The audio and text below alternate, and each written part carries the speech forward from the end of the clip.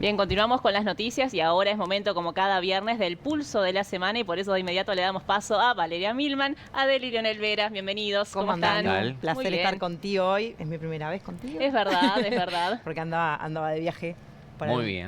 por algún lado. Es verdad. Con las pilas recargadas. Sí, y con una semana donde sigue pasando de todo, más allá de que estamos ya en la bajada, dirían muchos por ahí. Pero con una noticia que nos trae desde el departamento de Salto en esta semana, con la trágica muerte de un joven de 32 años, donde su familia está denunciando omisión de asistencia. ¿Qué pasó por allí? Cuéntanos. Sí, bueno. Jonathan Núñez, un joven de 32 años que ha conmocionado al departamento y yo creo que a gran parte del país. La pregunta es ¿qué pasó con este joven de 32 años? Conocido en el departamento, era un joven influencer que también se dedicaba a la gastronomía. Tenía una hamburguesería. Bueno, padecía de nacimiento de un angioma que comprometía la lengua y la garganta.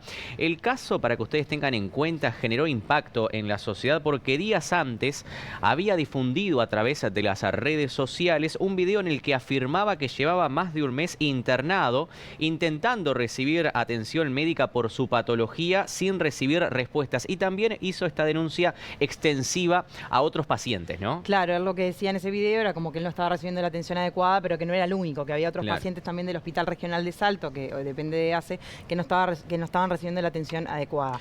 Esto fue hecho solo en redes sociales. Lo que dicen desde el hospital es que en realidad esa denuncia no llegó a quienes tenía que llegar en el hospital, más allá de que igualmente tendría que haber sido atendido bien, si es que hubo una omisión de asistencia, que es lo que se está también investigando. Claro. ¿No? La causa de su muerte, según la información a la que accedíamos, es que falleció luego de sufrir una hemorragia interna masiva que, pese a la medicación suministrada, no fue posible detener la misma. Pero la noche del domingo estaba en un bloque quirúrgico del hospital, desde donde solicitó donantes de sangre y anunció que sería derivado al CTI, donde después, minutos más tarde, falleció, ¿no? Y el tema no solamente caló hondo en Salto, sino que también por eso llevó a una conferencia de prensa a las propias autoridades del hospital. Sí. Claro, desde hace me informaban de acá en Montevideo que lo único que iban a dar de información era la conferencia que dio Gabriela González, que es la directora del hospital, que bueno, lo que ella dice es que el secreto se ampara en el secreto médico, no puede brindar detalles, lo que tiene que ver con toda su historia clínica en el hospital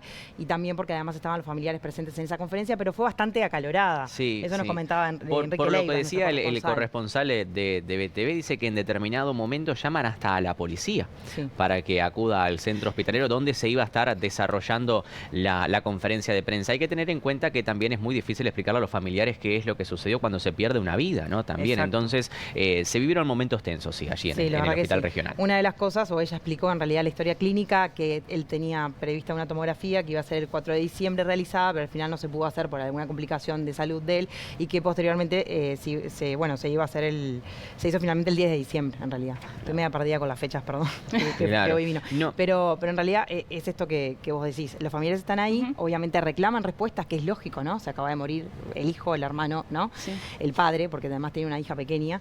Pero bueno, lo que los periodistas reclamaban, explicar cuál fue el trayecto del recorrido de esa atención y qué fue lo que falló. Y ella lo que dice ahí, bueno, que se ampara en el secreto médico y que además esto ahora está siendo investigado por una comisión externa con profesionales independientes, porque claramente tiene que ser gente que no estuvo involucrada en el proceso. Y bueno, ahí realmente se va a saber qué es lo que sucedió, pero la familia va a ir adelante con una denuncia ante la justicia, porque consideran que no se le brindó toda la atención que se Pero por eso la pregunta sigue omisión de asistencia en este caso. Será la investigación administrativa quien arroje más luz sobre este tema.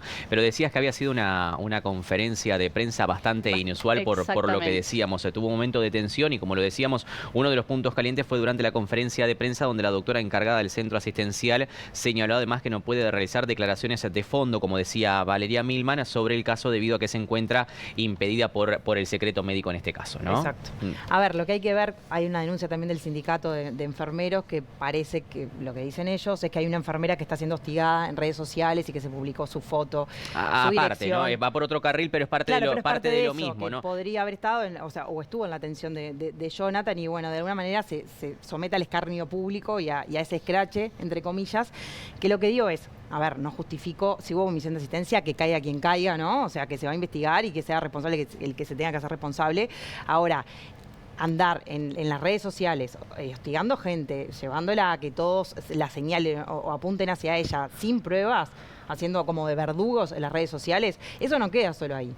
No solo porque Salto es una ciudad, es un departamento grande, no es que sea Montevideo, sino porque lo de las redes no queda ahí. O sea, esa persona tiene familia, claro, hay una tiene afectación hijos. en caso de que se demuestre lo contrario, ¿no? Por ejemplo, en este caso, después el daño ya también queda hecho. Y el daño también está hecho a la familia, que ha perdido a un familiar. Es entendible desde los dos puntos de vista, pero hoy en donde todo se digitaliza, por ejemplo, donde las juegan un papel preponderante, si se quiere, de alguna manera, lo que tiene que ver con las redes sociales, donde todo pasa por ahí, es bastante complicado. Hay una investigación administrativa, veremos qué es lo que pasa, veremos qué es lo que arroja. Lamentablemente la vida de Jonathan no va a volver, es así, eso es lo trágico y lo terrible, como decíamos, pero bueno, hay que ver qué pasa con eso para darle también paz y tranquilidad a la familia, ¿no? Sí, veremos. Los invito a pasar a otro tema, que fue uno, sin dudas, también de los más relevantes de la semana y que genera repercusión no solamente a nivel del gobierno, organizaciones ambientales. Estamos hablando de la habilitación por parte del Poder Ejecutivo a la exploración de petróleo o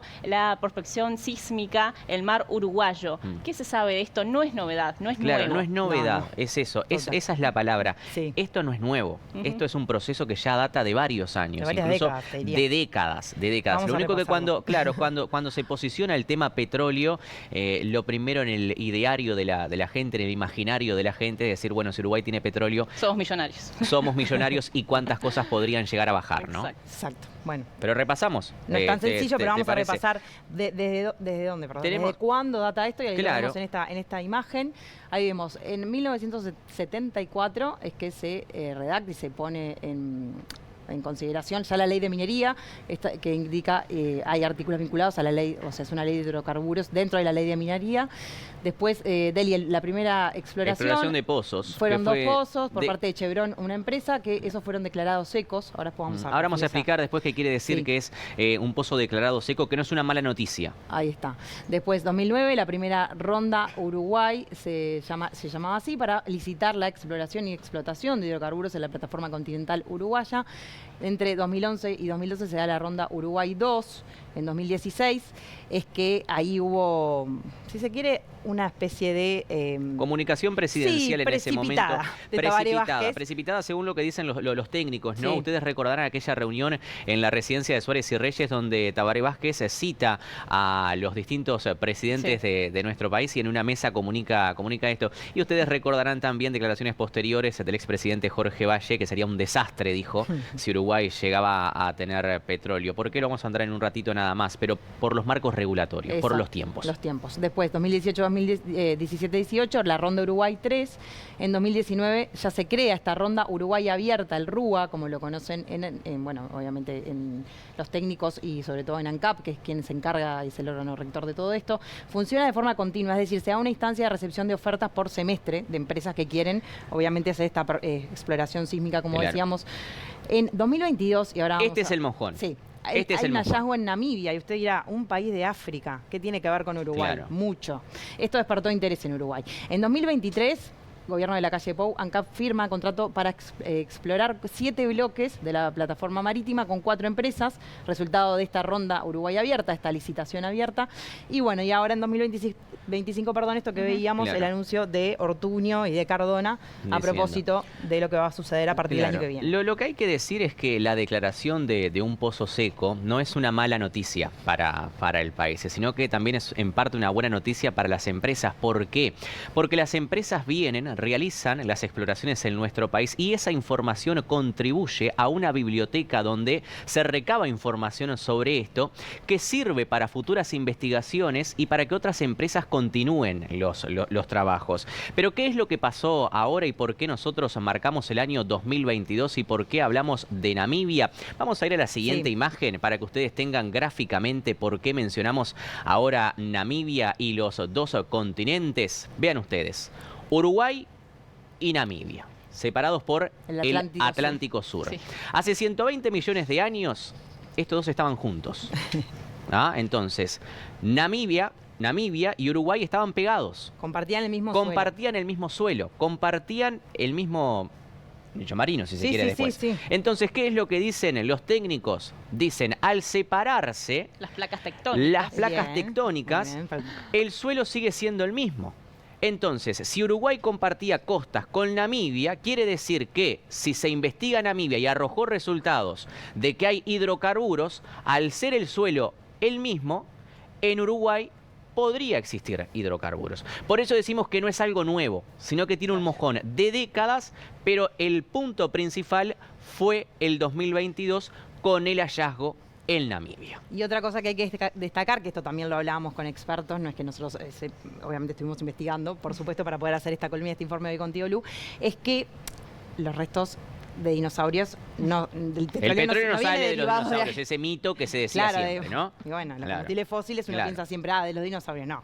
Es de millones de años y años y años y de restos de pescados muertos. Claro. Entonces, por eso Namibia, todo lo que se halló en el fondo del mar y en el suelo de pescados muertos también podía ser compartido con Uruguay. Entonces, a pesar de hoy en día ser dos continentes separados, tienen mucho en común. Por un océano, ahí está. Y en cuanto al éxito geológico es un 10%. Quiere decir que de 10 exploraciones, 9 van a dar un resultado negativo. Bien.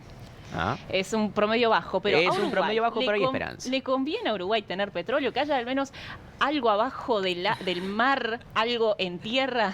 Bueno, hoy en día lo que ya se viene investigando hace tiempo es offshore, que es esto que veíamos en el mar territorial uruguayo, pero lo que nos dicen hoy en día los expertos en la materia es que para encontrar petróleo hoy en día tenemos que estar preparados. Y hoy en día Uruguay no está preparado. Está un poquito mejor, porque esto que decíamos de décadas de exploración y de conocer el suelo y las distintas capas y demás, toda esa investigación ayuda. Pero no estamos institucionalmente preparados. Y esto es lo importante, porque esto es un tema de Estado, no es de los gobiernos de turno.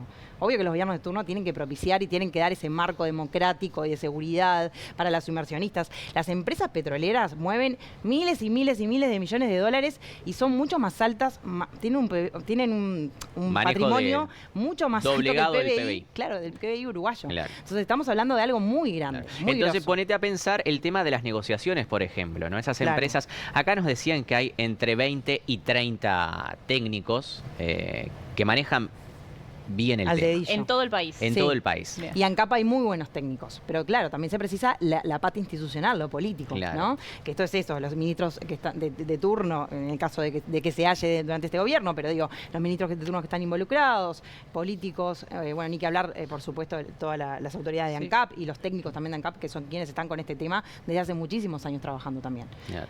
Y a todo esto, ¿Uruguay ganaría algo? Bueno, Uruguay gana, y gana mucho.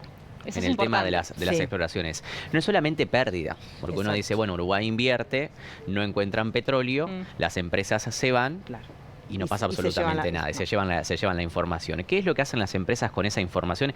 Es cierto que Uruguay tiene que invertir en parte, unos 5 millones de dólares, nos decían. Depende, eso fue lo que pasó con Total en 2014, pero sí, depende cómo van a ser los trabajos. Pero la información recabada luego va para esa biblioteca y después otras empresas compran esa información para seguir avanzando y a Uruguay le ingresa dinero.